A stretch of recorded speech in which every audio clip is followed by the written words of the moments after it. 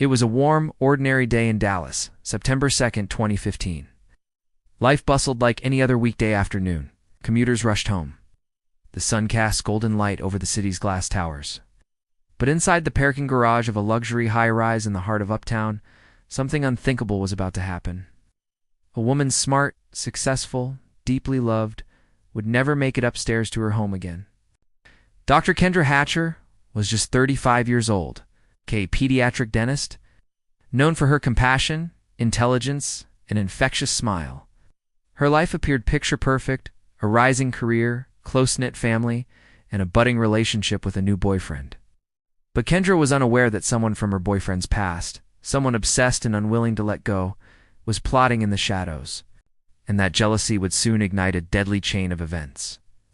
In a matter of seconds, a hired gunman would walk up to her vehicle and pull the trigger. Cold, calculated, point blank. What initially looked like a random act of street violence would soon unravel into a story far more sinister. A jealous ex-girlfriend, a fake identity, a Craigslist ad, a getaway driver, and a killer who claimed he didn't even know her name. This was a murder that shocked not just Texas, but the entire nation. Web of lies and manipulation that stretched far beyond the crime scene. A case where love turned lethal and justice would take years to reach. This is not just a crime. It's a tragedy steeped in obsession. It's a plot worthy of a thriller, but heartbreakingly real. Welcome to the Crime Decoder, Dallas, Texas, the city of dreams, wealth, and ambition. In the heart of this sprawling metropolis lived a woman whose life on the surface seemed nothing short of a fairy tale. Kendra Hatcher, 35 years old, pediatric dentist, philanthropist, friend, partner. A woman known not just for her beauty, but for her brilliance and boundless generosity. To her patients, she was Dr. Hatcher, the kind-hearted dentist who made them feel safe. To her friends, she was the dependable one, always showing up, always smiling, always the light in the room. But to someone else, Kendra Hatcher was an obstacle, a threat, and a target. Kendra was raised in Illinois in a loving, tight-knit family. She excelled academically, later graduating from the University of Kentucky College of Dentistry. She moved to Dallas in pursuit of opportunity, joining a top pediatric dental clinic, where she quickly rose in esteem and reputation. Colleagues described her as meticulous, confident, and compassionate. Her patients adored her. But beyond her career, Kendra was deeply involved in charity, traveling to South America for dental missions, volunteering with children's foundations. She was the kind of person who gave everything and still made you feel like you were the one giving. And then there was love. In early 2015, Kendra began dating a man who would soon become the focus of an unfolding tragedy. Ricardo Paniagua, Kendra's boyfriend. A handsome, charming man from a prominent Dallas family. To many, their relationship seemed like a fairy tale.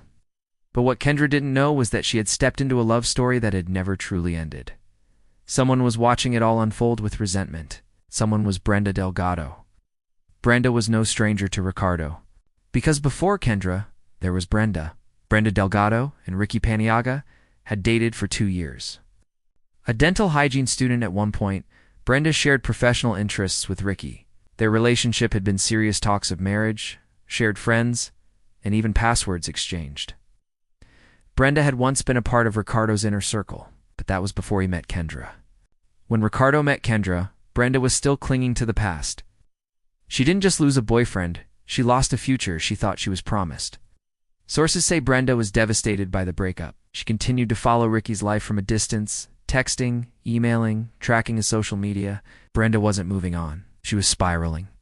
Social media became her window into Ricardo's new life and her obsession. When she discovered that Ricky was now dating Kendra Hatcher, the jealousy began to consume her. Brenda's messages to friends hinted at emotional instability. She expressed betrayal, jealousy, and a disturbing desire for revenge. She referred to Kendra as the thief, someone who took what was rightfully hers. Her online behavior wasn't subtle. Private investigators later testified that Brenda had been watching Kendra's every move, from gym check-ins to Instagram stories documenting patterns, teens, and locations. She knew where Kendra lived, where she worked, what car she drove, even where she parked. That's not casual interest. That's stalking. And somewhere in the shadows, the seed of revenge took root. It was a Wednesday, a normal, sunlit afternoon in Dallas.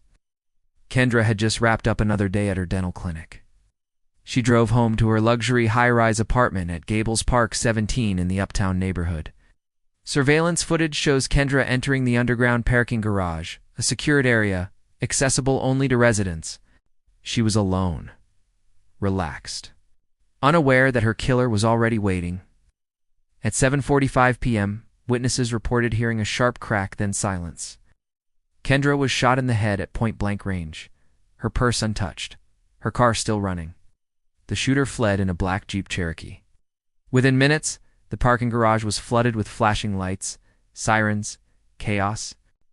At first glance, the police considered it a possible robbery.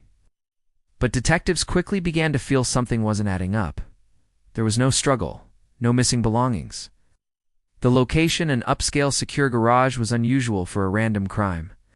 The execution-style nature of the shooting and the speed with which it was carried out made one thing increasingly clear. This was not a robbery. This was a hit. The turning point came when detectives traced the surveillance footage and cell tower pings connected to Kendra's last day. Detectives reviewed hours of surveillance footage. What they found shocked them. The black Jeep Cherokee had been circling the area for hours before the shooting.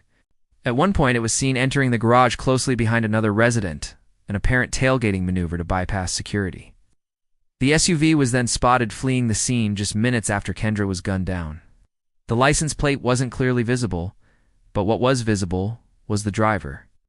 Now the police had a face, but who was he? And more importantly, who had sent him? Unbeknownst to Kendra, someone had been plotting behind the scenes.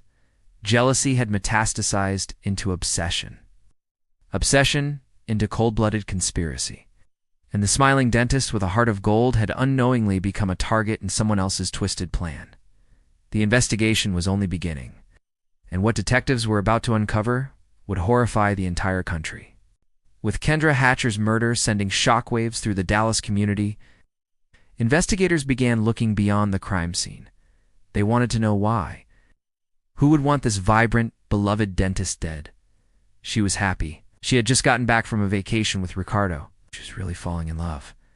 Just as police were struggling to piece together the final motive, an anonymous tip came in. The woman on the other end of the line was nervous. Tipster.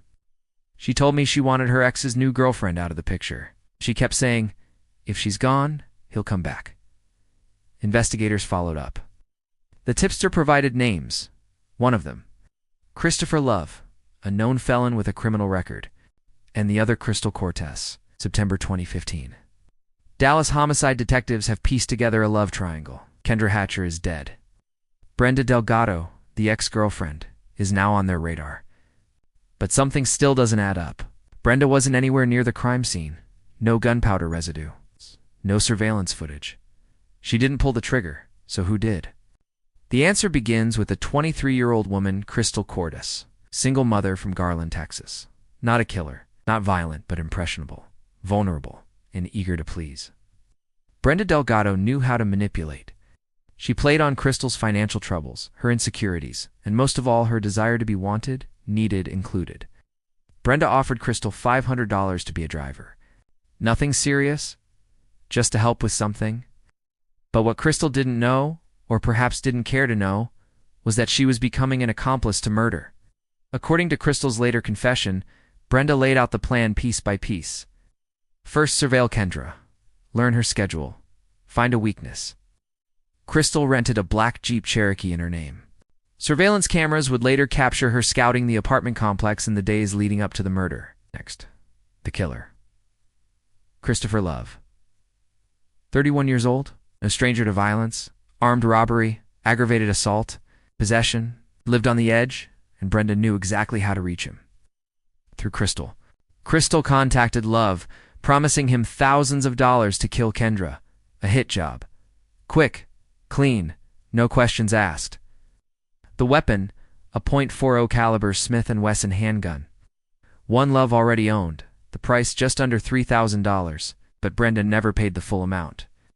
On September 1st, just 24 hours before Kendra's murder, Love, Crystal, and Brenda met in a parking lot. Brenda handed Crystal a handwritten note with Kendra's address. She also provided details about her car, what she looked like, and even her parking spot. Everything was planned except for how quickly the investigation would close in. September 2nd, 2:43 p.m.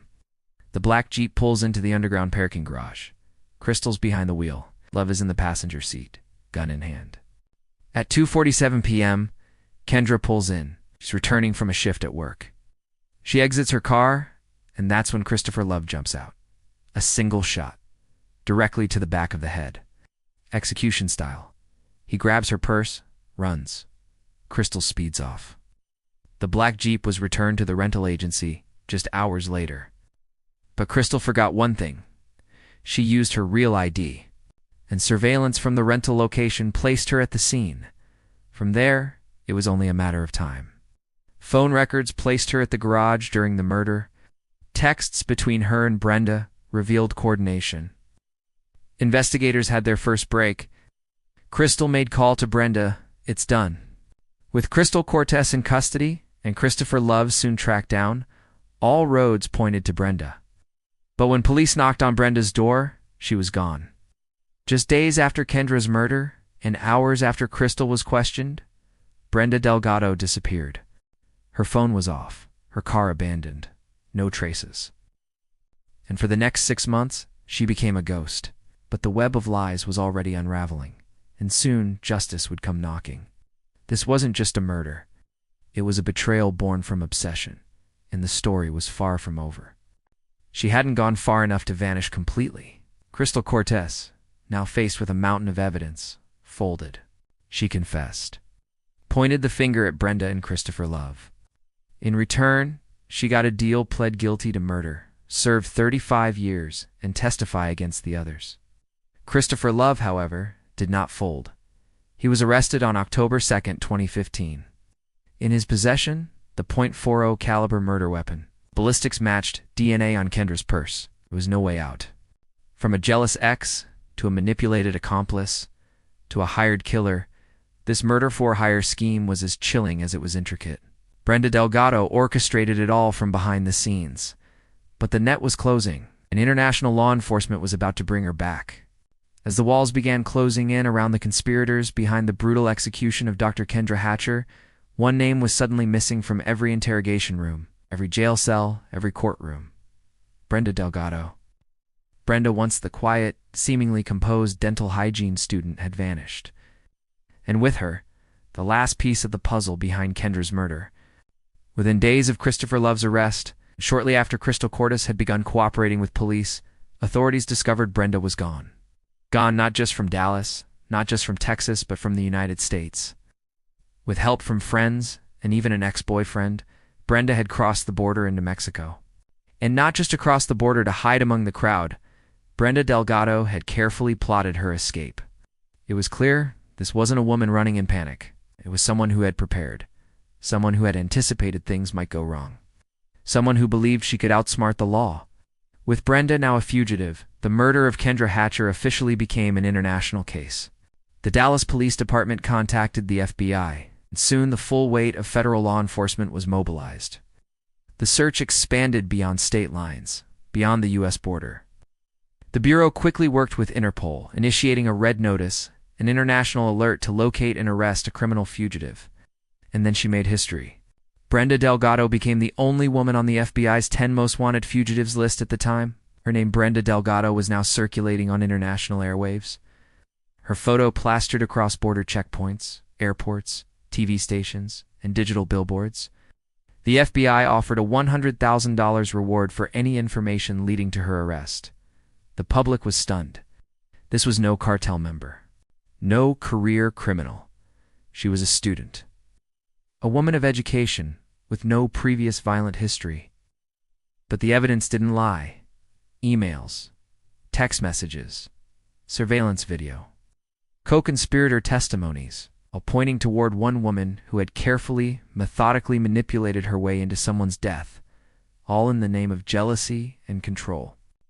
And in the middle of the noise, let's not forget who this case was really about, Kendra. A woman whose life was cut short in a secure parking garage, who never saw it coming. Months passed, Investigators followed every possible lead. Tips poured in, some promising, others misleading. Brenda's family was questioned, her old friends, her classmates, but she had gone off-grid.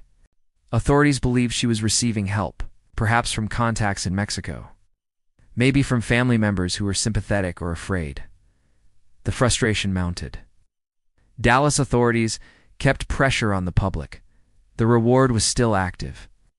Local media ran specials titled, "Where is Brenda Delgado?" And then, after 6 months of exhaustive searching, a breakthrough. In April 2016, Mexican authorities confirmed they had located and arrested Brenda Delgado in a city in the Mexican state of Coahuila, hundreds of miles south of the U.S. border. Her time on the run was over. She had been hiding in plain sight, living quietly, blending in, likely using a network of supporters or facilitators.